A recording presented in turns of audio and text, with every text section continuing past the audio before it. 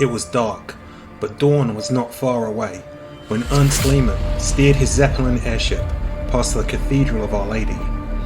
Until recently, the sighting of an airship would have attracted great crowds. But tonight, people were huddled in their homes, and the only spectators were the military night watchmen. The low hum of the engine and the sound of the propellers were barely audible at ground level. But the people below would soon be alerted to the presence of the airship in the most horrifying manner possible.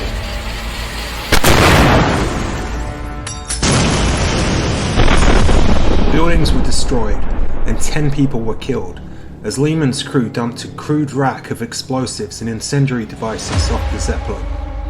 Under the Hague Convention, the people of Antwerp had been subjected to a war crime.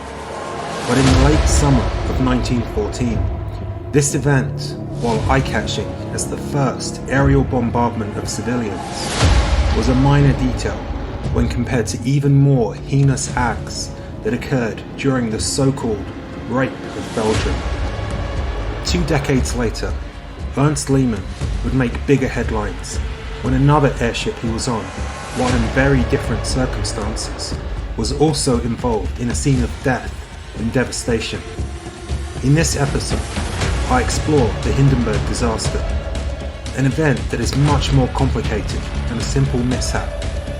It's a tale of ingenuity, political pressure, ambition, foolhardiness, miraculous survival, and tragic loss of life. On the 5th of May, 1937, radio journalist Herbert Morrison and sound engineer Charles Nelson of WLS Radio flew from Chicago on an American Airlines flight that took them to Lakehurst Naval Base in New Jersey. Their assignment was simple: record a narrative of an airship landing for later broadcast. For a modern comparison, it would be like a journalist reporting on the launch of Jeff Bezos' space tourism flights. It was a feel-good story, one to break up the monotony of the dire stories about the ongoing Great Depression. Morrison's own experience as a pilot meant he had more of an interest in the story than many of his colleagues, and his report began with him lauding the relatively new airline that had brought him safely to New Jersey. When we landed at Newark, we found another flagship of American Airlines waiting to take us to Lakehurst with our equipment when we were ready to go. And incidentally, American Airlines is the only airline in the United States which makes connections with the Hindenburg. But within a few minutes, a mildly interesting event turned into a horror show. All the humanity and all the prayers that they're screaming around it, I don't do it. In hindsight, it's easy to find fault with the notion of travelling in a giant balloon filled with highly flammable hydrogen, but the engineers who built the craft were well aware of the dangers, and they'd gone to great lengths to minimise the risks. In fact, the petrol in your car is potentially more explosive than the gas in the airship. So what went wrong? For answers, we have to look back at the history of airships. An 18th century Italian Jesuit priest, physicist and mathematician, Francesco Lana del Terzi, is credited with developing the idea of a ship that could float courtesy of 4 copper spheres from which air would be evacuated to create a vacuum and buoyancy. Many others in Brazil, France and Germany soon developed his primitive concept, but the airship as we really know it came to the fore in the early 20th century, courtesy of the German Count Ferdinand von Zeppelin. In 1909, he launched the world's first commercial airline, and despite some high-profile crashes and mishaps, by 1914, over 10,000 people had safely flown on one of his crafts over the course of 1,500 flights. During the war that followed, Zeppelins were adopted by the army and used for bombing raids across Europe. This enabled people like Ernst Lehmann to hone their skills as pilots.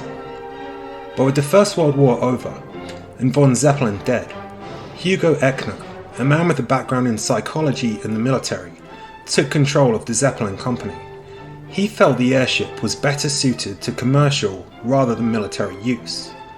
But with the Western Allies having seized Germany's existing airships, as reparations for World War I, Echner raised funds in the private sector for the development of a larger passenger craft. In 1928, he piloted the Graf Zeppelin on what was the world's first transcontinental flight. Having landed at Lakehurst Naval Station, Echner was rewarded with a ticker-tape parade in New York. He became hugely popular in Germany and even considered running for president until Paul von Hindenburg decided to run for another term in 1932. His motivation for considering a political career was his opposition to the Nazis, and this fact almost led to his arrest until von Hindenburg intervened on his behalf. But despite his well-publicized dislike of the Nazis, Echner went to the Nazi regime cap in hand in 1933, when financial problems had seen development of the new airship, the LZ-129, grind to a halt. Joseph Goebbels, Hitler's propaganda minister, saw the potential in the massive airship as a symbol of German power. Hermann Goering, having seen its use in World War I, was eager to see the technology further developed for potential military use. Both men provided millions of Reichmarks to Echner, who continued to work on what was to become the gold standard in passenger travel. The new class of airships were named after von Hindenburg, the late president whose powers Hitler had effectively seized. While Zeppelins had a good safety record to this point, alarm was raised about the use of highly combustible hydrogen when the British airship R101 crashed and exploded, killing 48 people. It was decided that the Hindenburg would be flown with helium, an inert gas, rather than combustible hydrogen. But helium was hugely expensive, and the cost was felt more so during this period known as the Great Depression. To address this issue, the designers proposed having an interior section filled with hydrogen divided from an exterior that was filled with helium, but this still required huge amounts of the gas, and the only large-scale producers of helium were in the United States. Having requisitioned Germany's airships after World War I, Congress had passed the Helium Control Act of 1927 to limit the export of the precious gas. Despite their best efforts, the Germans were unable to negotiate a relaxation of this law, and adjustments were made to make the LZ-129 a hydrogen vehicle. The structure was made of duralumin, an aluminium alloy. The engines were provided by the Daimler-Benz company, while architect Fritz Breyhaus, a veteran cruise line designer, was tasked with constructing the passenger quarters. His design comprised of 2 decks.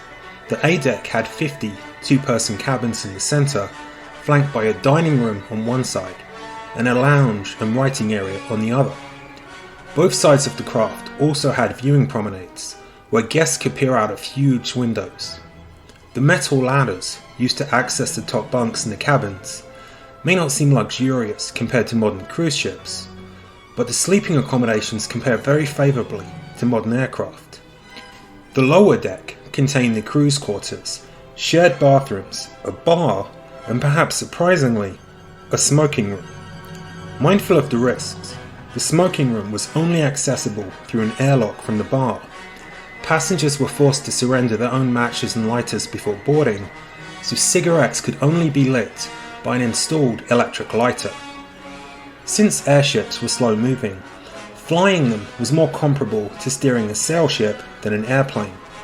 Consequently, pilots like Echner and World War I bomber Ernst Lehmann were typically recruited from the Navy.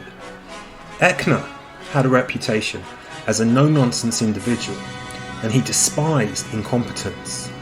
He was also keenly aware that safety was of paramount importance, as any accident involving an airship was likely to be a high-profile event. Consequently, the Zeppelins didn't fly in bad weather for fear of lightning strikes, among other things, but safety was the least of the Nazi regime's worries. With swastikas emblazoned on the tails, Joseph Goebbels saw the propaganda value in having the massive airships prominently displayed at political rallies. In March of 1936, Ernst Lehmann skipped the required safety tests in order to meet Goebbels' demand for the ship to appear at an event. Echner was incandescent and scolded Lehman for his recklessness and his desire to participate in what Echner called a shitstorm. Goebbels overheard the rebuke, and it further convinced him that Echner was an enemy of the Nazis and consequently an enemy of the state. He proposed banning Echner's names from news reports and effectively making him persona non grata.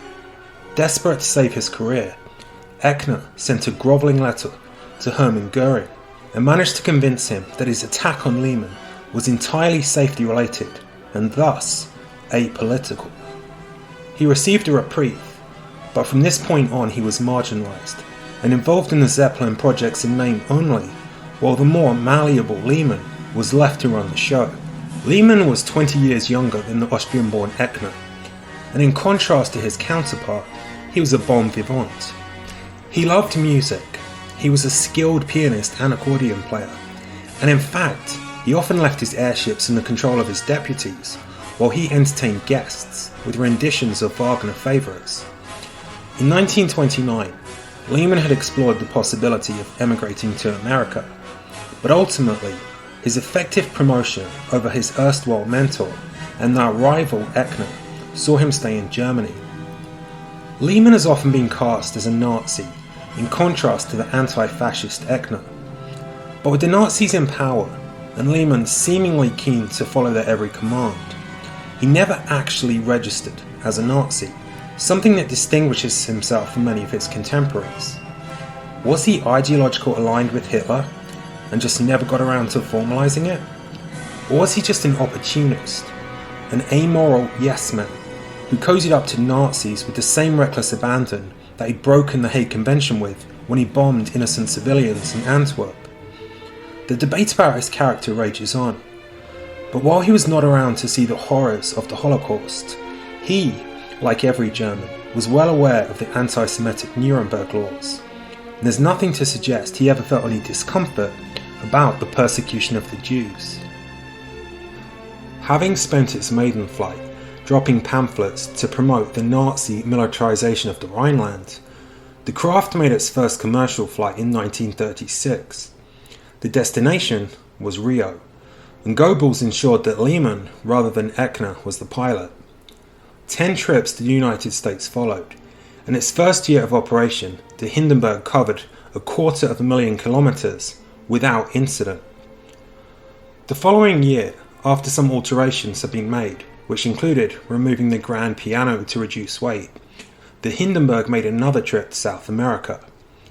On May 3rd, 1937, the Hindenburg was scheduled to make its next trip to America, but just 2 weeks beforehand, Ernst Lehman suffered tragedy when his young son died on Easter Sunday. It's been suggested he was reluctant to make the next Zeppelin trip, on which he was supposed to be an observer rather than a pilot, but seemingly under pressure, he agreed to board the flight piloted by Max Pruss. The flight to America was far from full, with just 36 passengers on board, but the proposed return flight was much more lucrative for the Zeppelin company. It was sold out as dozens of people were eager to get to Europe for the upcoming coronation of King George VI of England. He descended to the throne after the abdication of his brother, Edward VIII. The majority of the passengers were German nationals or ethnically German. For example, Hermann Dohner, born in Prussia, was a Mexican citizen who ran a German drug company in Mexico City. He'd gone to Germany on business with his wife and 3 of his children. Having flown on an airship once before, he thought it would be a fun experience for the kids to fly on one. The Dohners stayed in the family cabin on B deck that had been installed during upgrades over the previous winter.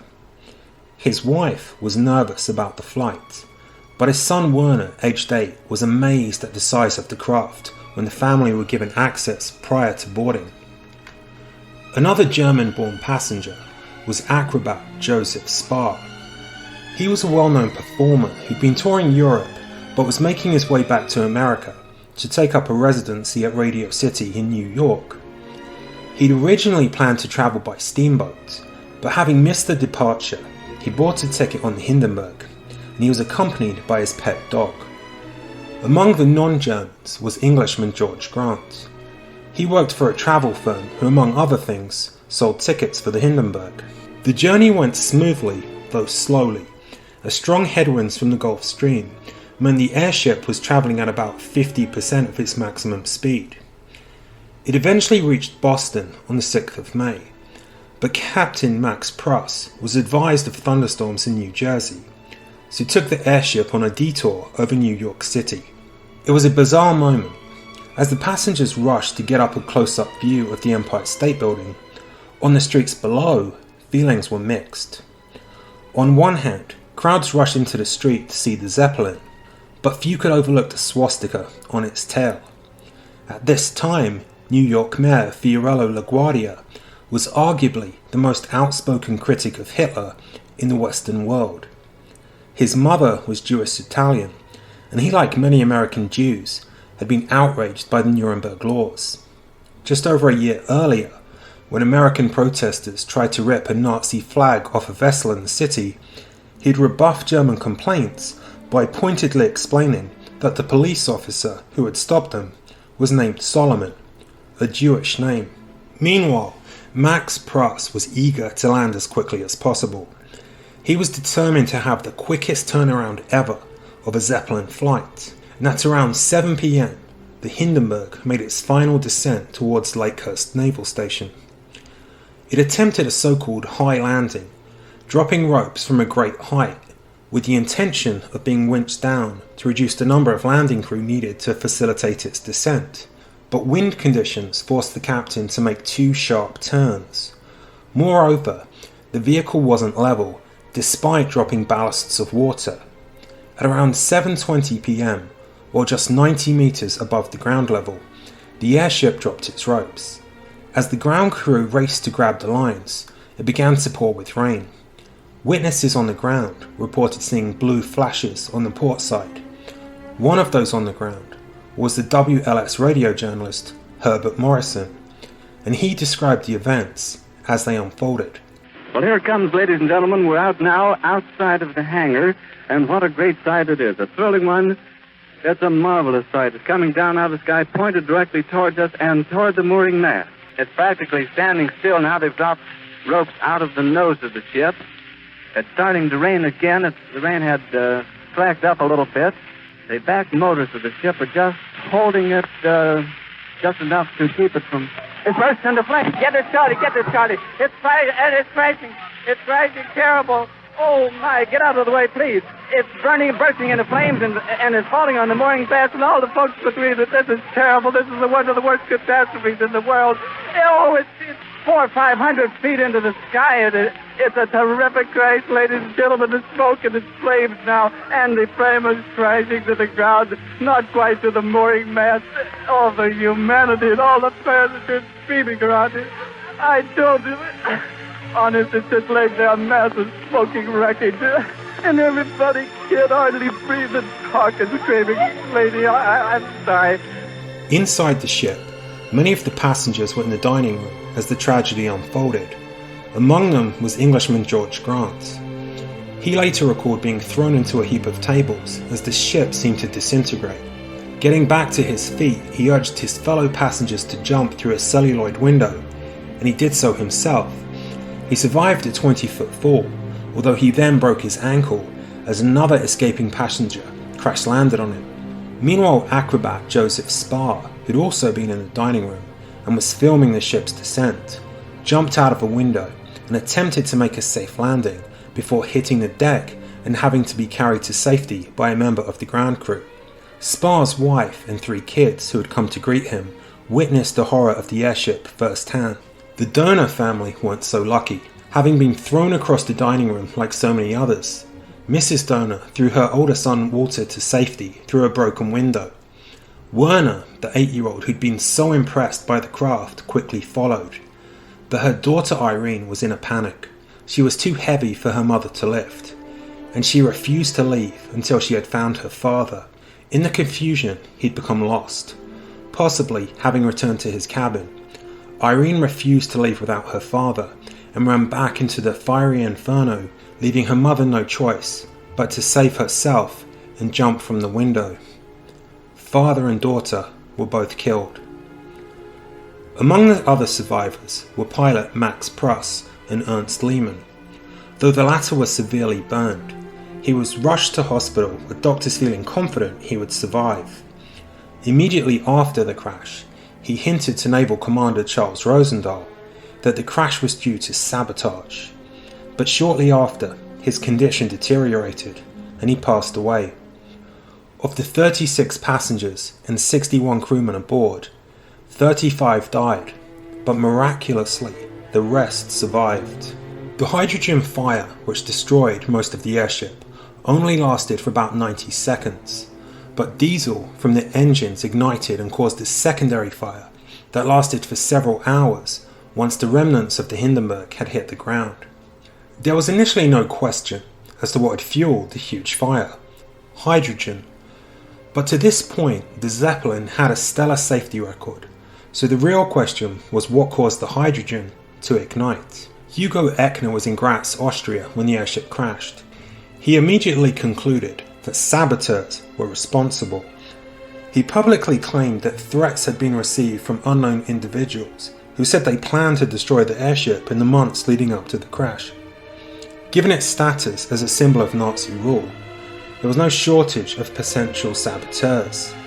In the years preceding, the Antifa group, made up of individuals who later formed the East German communist regime, had been involved in terror attacks and assassinations. The Germans' persecution of the Jews caused some people to speculate that militant Zionists may have been involved. Charles Rosendahl, the commander at Lakehurst, was another proponent of the sabotage theory. There were suggestions that a sniper could have shot the airship, that a bomb may have been planted on it, and even more outrageously, some suggested New York Mayor LaGuardia had ordered a police airplane to shoot it down. Of the speculative theories, the investigators initially homed in on the idea of a bomb being stowed on board. And German-born acrobat and US citizen Joseph Spar was the prime suspect. Survivors pointed to his strange behaviour, frequent trips to the freight area, his apparent aloofness, and his disinterest in the flight. But both of these odd allegations can be easily dismissed. His dog was stowed in the freight area, so naturally he made occasional visits to check on it, although it is true that he was scolded for going there on occasion without permission from the crew. And if, as alleged, he was so uninterested in the airship, then why was he using a film camera to record his journey at the precise moment it erupted? The other issue with Spar was that he'd supposedly refused to submit his luggage to inspection upon boarding. But again, this is untrue. As a stage performer, he made some mocking remarks about the officious inspectors, but his luggage was indeed searched, and obviously nothing of interest was found. Regardless of this, the captain of the stricken airship, Max Pruss, maintained throughout his life that Spar was the saboteur, but both German and American investigators quickly eliminated Spar as a suspect. A later theory pointed the finger at crew member Erich Spiel, who supposedly planted a bomb as an act of solidarity with his allegedly communist girlfriend. But again, despite a vague motive, there is zero evidence to back up this theory. Hermann Goering, who by this time saw the future of air travel in planes rather than airships, explained the disaster as simply an act of God. Echner himself reversed course and came to believe the Hindenburg was destroyed due to something other than malfeasance. He concluded that the fire was caused due to a build-up of static electricity, something that occurred as a result of passing through a weather system with high electrical charge. The wet ropes from the craft grounded the frame, but not the skin containing the hydrogen. This would have caused a spark that was witnessed from the ground. Others suggested a lightning bolt may have hit the vents as combustible hydrogen was being released and mixing with oxygen. The engine backfiring and creating sparks due to Max Pruss's sharp turn was another theory, and was also suggested his sharp turns may have put the aircraft under stress and caused a puncture in its skin. Even the fuel for the fire has been called into question by some, with suggestions the skin contained highly flammable elements and that this, rather than the hydrogen, caused much of the fireball. But with the limitations of science in the era, and limited film footage provided by 4 camera crews on the ground, no explanation for the disaster has been accepted by all parties. But the overwhelming consensus is that some kind of technical issue was to blame. But a few conspiracy theorists continue to tout the sabotage theories.